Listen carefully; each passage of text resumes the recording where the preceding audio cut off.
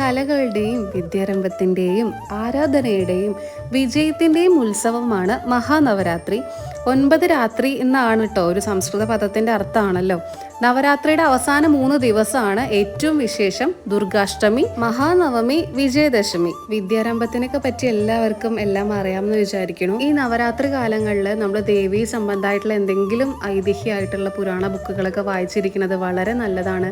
ഗ്രന്ഥങ്ങളൊക്കെ ദേവി മഹാത്മ്യോ ലളിത സഹസ്രനാമോ എല്ലാം ചൊല്ലണത് അത്രയും അത്യുത്തമാണ്. ഇന്ന് മുത്തശ്ശി ഇവിടെ പരിചയപ്പെടുത്തുന്നത് ദേവി മഹാത്മ്യത്തിന്റെ ഗ്രന്ഥരൂപത്തിലുള്ള, താളിയോലയിലെ ഗ്രന്ഥരൂപത്തിലുള്ള ദേവി മഹാത്മ്യാണ് കേട്ടോ. ആനയും അമ്പലം എന്നുള്ള ഇൻസ്റ്റാഗ്രാം പേജ് വഴിയാണ് കേട്ടോ നമ്മൾ ഈ ഒരു ഗ്രന്ഥം കൂടെ വാങ്ങിയിരിക്കുന്നത്. കാരണം ഇതിന്റെ മുന്നേ മുത്തശ്ശി വാങ്ങിയിരിക്കുന്നത് ലളിത സഹസ്രനാമവും വിഷ്ണു സഹസ്രനാമവും ആണ് കേട്ടോ.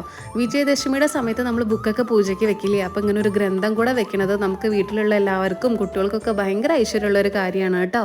എല്ലാവർക്കും മഹാനവമി ആശംസകൾ.